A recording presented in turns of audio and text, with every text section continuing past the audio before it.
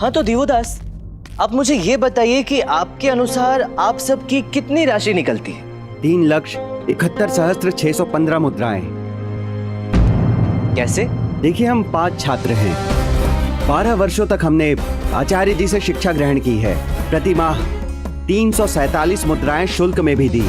12 वर्षों का हम सबका 3,71,615 मुद्राएं हो गई। एक माह का हुआ 347, तो 12 वर्षों का हुआ 12 गुना 12 144 गुना 347 हुए 49,968 और 5 छात्रों का हुआ 2,49,840। तो आप अधिक क्यों बता रहे हैं? आप गलत जोड़ रहे हैं। आप केवल वो जोड़ रहे हैं जो हमने आचार्य को प्रति माह दिया। जो धन दिया है उसका ब्याज का चक्रवृद्धि ब्याज वो कौन जोड़ेगा? और प्रत्येक व्यक्ति का चक्रवृद्धि ब्याज होता है 74,323 मुद्राएं। इसे 5 से गुणा करेंगे तो 3,71,615 मुद्राएं होंगी। आप चाहे तो फिर से गणना कर सकते हैं। नहीं, उसकी आवश्यकता नहीं है। मैं तो केवल ये देखना चाहता था कि आपको गणित कितनी अच्छी तरह से आती है, और ये मानना पड़ेगा कि आप गणित जानते हैं। जी हाँ, और ये ज्ञान आपको गुरुवर चक्रपाणी से ही मिला है।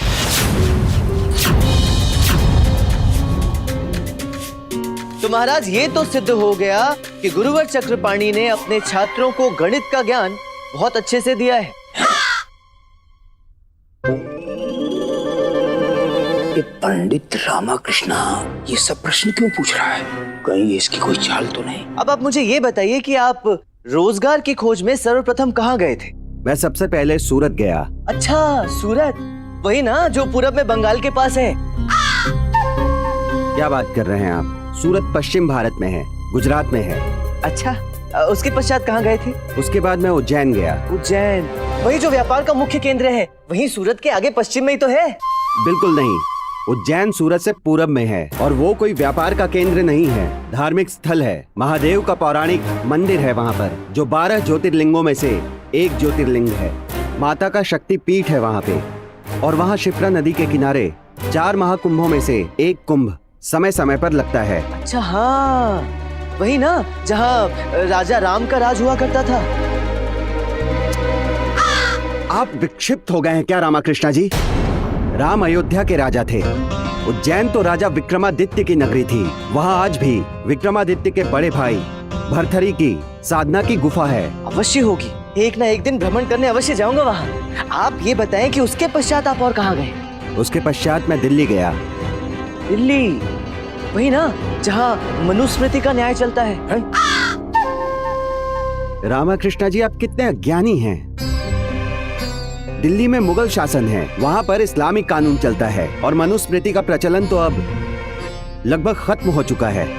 कैसे? केवल वही एक संहिता तो बची है भारत में अब। क्या कह रहे हैं आप?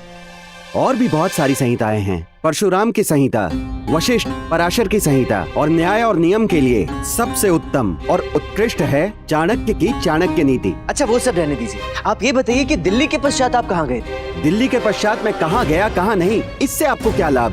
वैसे भी आपको इतिहास, भूगोल, न्याय और दर्शन का तनिक भी ज्ञान नहीं, फिर भी बार बार पूछ रहे हैं। क्योंकि आपको ज्ञान है। आपको इतिहास, भूगोल, न्याय शास्त्र और दर्शन का बहुत अच्छा ज्ञान है, और ये ज्ञान भी आपको गुरुवर चक्रपाणी से ही मिला है।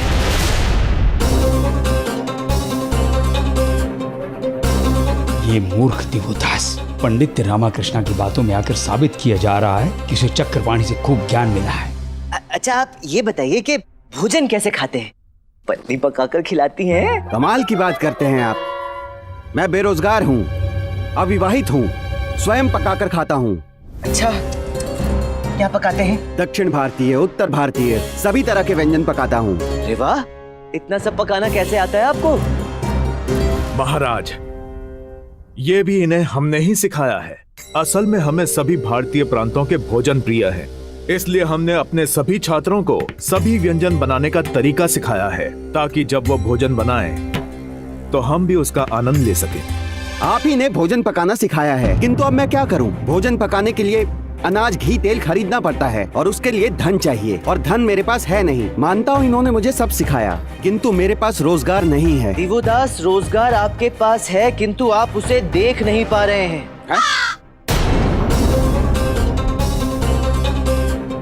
आप सारे भारत का व्यंजन बनाना जानते हैं। आपको इतिहास, भूगोल, दर्शन, न्याय शास्त्र और गणित का भी कितना अच्छा ज्ञान है। तो यदि आप एक ऐसा भोजनालय खोल लें जहाँ पे भारत के सभी प्रांतों के भोजन के साथ साथ उन प्रांतों का इतिहास, भूगोल और दर्शन भी बताया जाए, तो कितना अनोखा भोजनालय खुल जाएगा। आप उस भोजनालय में अपने साथियों को हिस्सेदार भी बना सकते हैं। इस तरह आप सबको रोजगार भी मिल जाएगा और लोगों को अच्छे भोजन के साथ साथ उन प्रांतों का ज्ञान भी मिल जाएगा। दिवोदास, अपने गुरु के महत्व को समझें। गुरु का दिया हुआ ज्ञान सदैव आपके पास रहने वाला है, उसे आपसे कोई नहीं छीन सकता। और उस ज्ञान के बदले आपने जो अपने गुरु को शुल्क दिया है ना, वो बहुत तुच्छ है। यदि गुरु के दिए हुए ज्ञान का उपयोग आप सही ढंग से नहीं करेंगे तो वो ज्ञान आपके प्रयोग में आएगा कैसे? गुरुवर, ये ज्ञान मुझे आज आपसे प्राप्त हुआ कि पंखा हवा देता है, किंतु हवा प्राप्त करने के लिए उसे झलना हमें ही पड़ता है। ठीक वैसे ही दिवोदास, आपके ज्ञान का सही उपयोग ही आपको आपके ज्ञान का सुख दे सकता है। आप अपने ज्ञान का सही उपयोग ही नहीं कर रहे हैं और बदले में अपनी बेरोजगारी का दोष अपने गुरु पर मढ़कर उनसे ही धन प्राप्त करना चाहते हैं, जबकि शिक्षा प्राप्त करने का सही अर्थ यही होता है कि आप रोजगार स्वयं पैदा करें।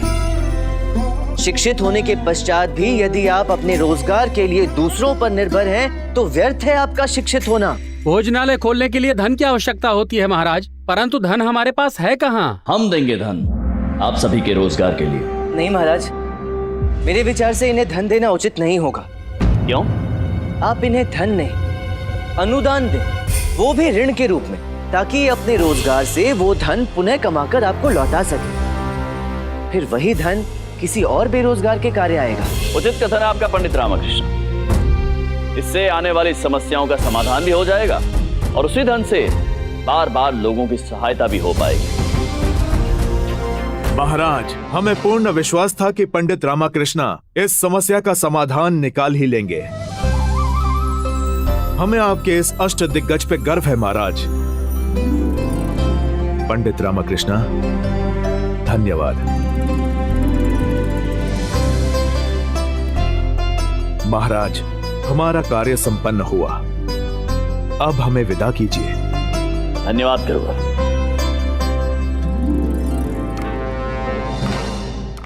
और आप सब शिक्षित हैं। हम आपसे अनुरोध करना चाहेंगे कि आप अपनी शिक्षा का सही उपयोग कीजिए। आपका धन आपको प्राप्त हो जाएगा, आप जा सकते हैं। प्रणाम महाराज। पंडित रामकृष्ण, कल हमने दरबार में कहा था कि हमें खेद है कि हमने आपको अपना अष्ट दिग्गज नियुक्त किया, परंतु आज हम अपने शब्द वापस लेते हैं। और असल में हमने अष्ट दिग्गज का पद छीनने की बात आपको उकसाने के लिए कही थी, ताकि आप शीघ्र समाधान खोज सकें। महाराज, मैं जानता हूँ आपने ये बात मुझे उकसाने के लिए कही थी, ताकि फिर एक बार मैं आपकी उम्मीद पर खरा उतरूं। हम विजयनगर राज्य को सौभाग्यशाली समझते हैं कि हमारे पास आप जैसा अष्ट दिग्गज है। आप विजयनगर राज्य का गर्व है पंडित रामकृष्ण।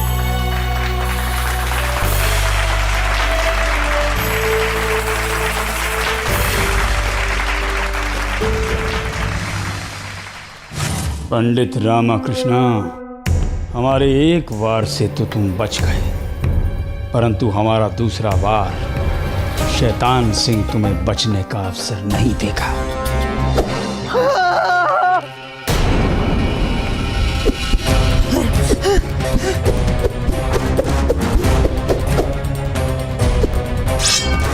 अब भी समय है रामा, मान जाओ, अपनी पराजय को स्वीकार कर लो। नहीं, मैं अपनी पराजय स्वीकार नहीं करूंगा। तो अपनी मृत्यु को स्वीकार करो।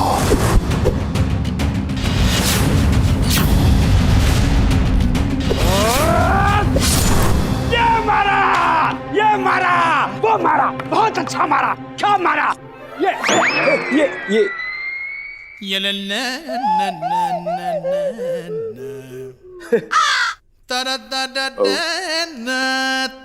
हम स्वप्न देख रहे थे।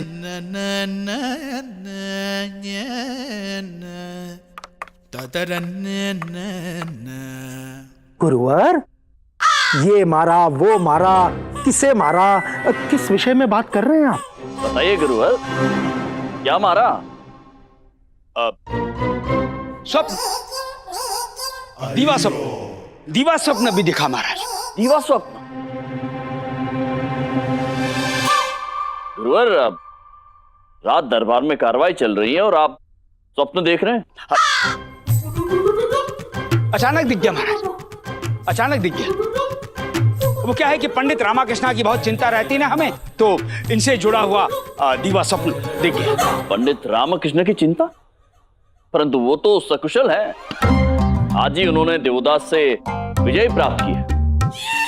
समस्या का समाधान निकाला है उन्होंने आज। हाँ, परंतु वो शैतान सिंह की तलवार अभी भी पंडित रामाकृष्णा के ऊपर लटक रही है ना महाराज। तो हमने स्वप्न देखा, हमने देखा कि पंडित रामाकृष्ण और शैतान सिंह के मध्य युद्ध हो रहा है। और कैसे बताएं? बताइए गुरुवर। वो हमने देखा कि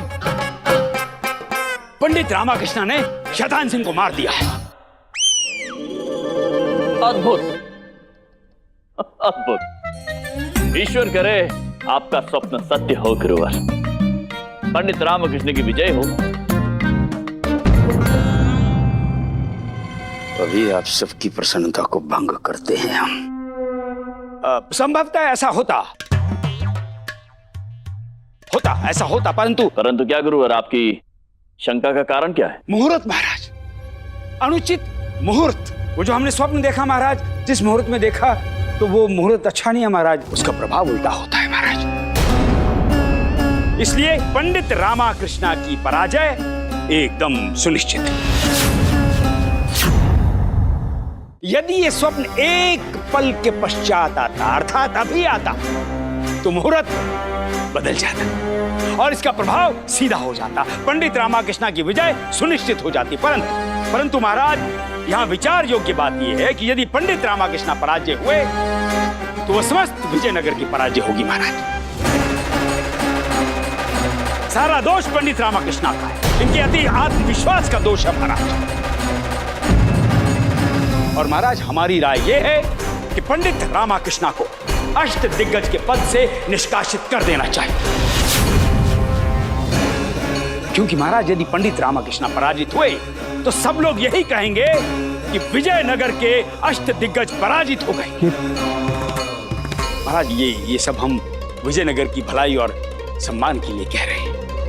क्यों पंडित रामाकृष्णा जी?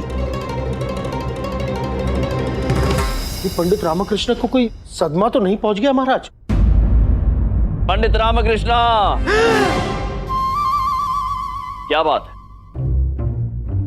महाराज, गुरुवर की बातें सुनते सुनते मुझे भी एक स्वप्न आया, वो ही देख रहा था।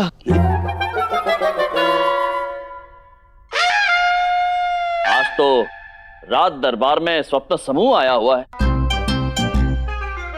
तो बताइए आपको क्या स्वप्न आया? क्योंकि अभी अभी गुरुवर ने बताया कि मुहूर्त शुभ है।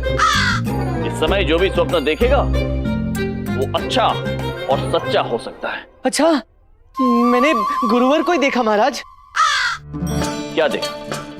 मैंने देखा गुरुवर नंगे पांव चलते हुए विजयनगर की 7 बार परिक्रमा करते हुए, मेरे विजय की कामना करते हुए मेरे लिए रक्षा मंत्र पढ़ रहे हैं महाराज। वाह वाह पंडित रामकृष्ण, क्या स्वप्न देखा है महाराज, बहुत अच्छे। अर्थात आपको ऐसा करना चाहिए गुरुवर। हैं? जी, हैं? हमें क्यों करना महाराज? हम क्यों करेंगे? हम नहीं करेंगे। अभी अभी आप ही ने कहा था ना, मुहूर्त अच्छा है। इस समय जो भी स्वप्न आएगा वो सच्चा होगा। हाँ महाराज, गुरुवर अवश्य करेंगे। और इनके ऐसा करने से केवल मेरी ही नहीं, विजयनगर के अष्ट दिग्गज की विजय होगी, क्योंकि गुरुवर तो मेरे और विजयनगर दोनों के शुभ चिंतक हैं। है कि नहीं गुरुवर? सत्य वचन। गुरुवर, पंडित रामकृष्ण कुछ पूछ रहे हैं आपसे। महाराज, अब इसमें कहने वाली क्या बात है? गुरुवर नगर की 7 बार परिक्रमा करते हुए, मेरी विजय कामना करते हुए मेरे लिए रक्षा मंत्र अवश्य पढ़ेंगे। हमारे ही दाव से हमको मात दे रहे हो पंडित रामकृष्ण। देख लेंगे तुम्हें। आपने कुछ कहा गुरुवर? हाँ हाँ हाँ हाँ, करेंगे करेंगे, क्यों नहीं करेंगे, अवश्य करेंगे। करेंगे। महाराज, मेरी आपसे एक और विनती है। गुरुवर मेरे और राज्य के सम्मान के लिए इतना कठिन कार्य करने जा रहे हैं, तो इनकी परिक्रमा करते समय इनके साथ कुछ सैनिकों को नियुक्त करवा दे। क्यों क्यों? क्योंकि आपकी परिक्रमा में कोई विघ्न न आए गुरुवर, इसलिए। ये सैनिक साथ रहेंगे तो हमको पूरी 7 परिक्रमा करनी ही पड़ेगी, नहीं तो हम 1-2 परिक्रमा करके लौट जाते। पंडित रामकृष्ण, तुम हमको बुरा फंसा रहे हो। देख लेंगे तुम्हें। उचित है। तो जब गुरुवर परिक्रमा कर रहे होंगे तो उनके साथ कुछ सैनिक जाएंगे, उनके अंग रक्षक बनकर। क्यों गुरुवर, ठीक है ना? जी जी ठीक है महाराज, उचित है। अब आएगा आनंद गुरुवर। आज के पश्चात आप दरबार में स्वप्न नहीं देखेंगे।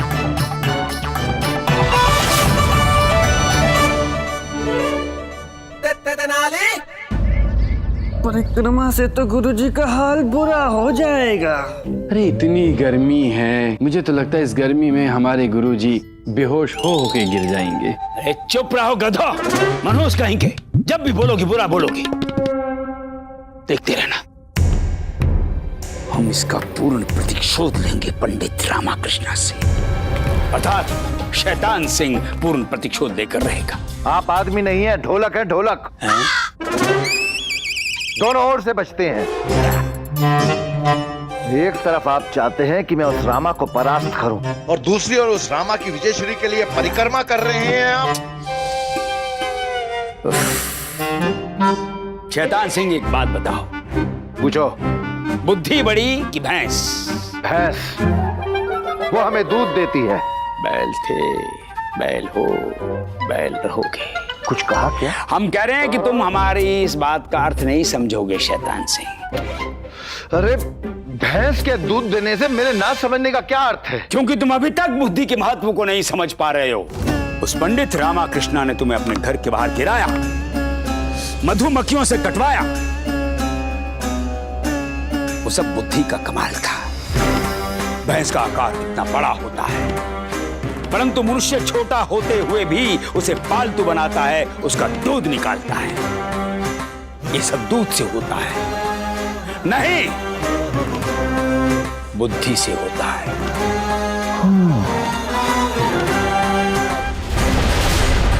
हम भी बुद्धि का खेल खेलेंगे पंडित रामकृष्ण के साथ।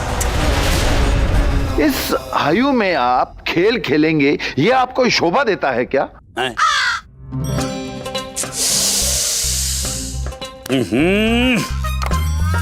ये खेल नहीं, योजना है मूर्ख। अब देखो, आज सबको लगेगा कि हम पंडित रामकृष्ण के लिए विजय मंत्र पढ़ रहे हैं, परंतु परिक्रमा के समय हम तुम्हारे लिए विजय मंत्र पढ़ेंगे और विजय श्री तुम्हें प्राप्त होगी। वाह वाह वाह तथाचार्य जी, वाह। इसे कहते हैं मुंह में राम बगल में छुरी। वाह। हाँ ठीक है, अति कुशलो मत, सावधान रहना। धनीमणि तुम्हारे साथ रहेंगे। पंडित रामकृष्ण की हर गतिविधि, हर तैयारी पर दृष्टि रखवाना, ताकि तुम पंडित रामकृष्ण से उत्तम तैयारी कर सको। और बाकी का कार्य है हमारे मंत्र कर देंगे। आप चिंतित मत होइए तथाचार्य जी, मैं रामा की तैयारी पर दृष्टि रखूंगा और उससे अधिक तैयारी करूंगा।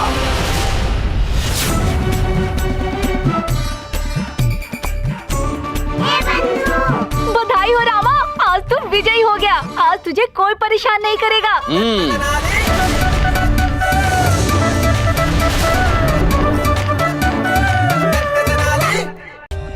For more updates, subscribe to our channel, click the show links and enjoy watching the videos.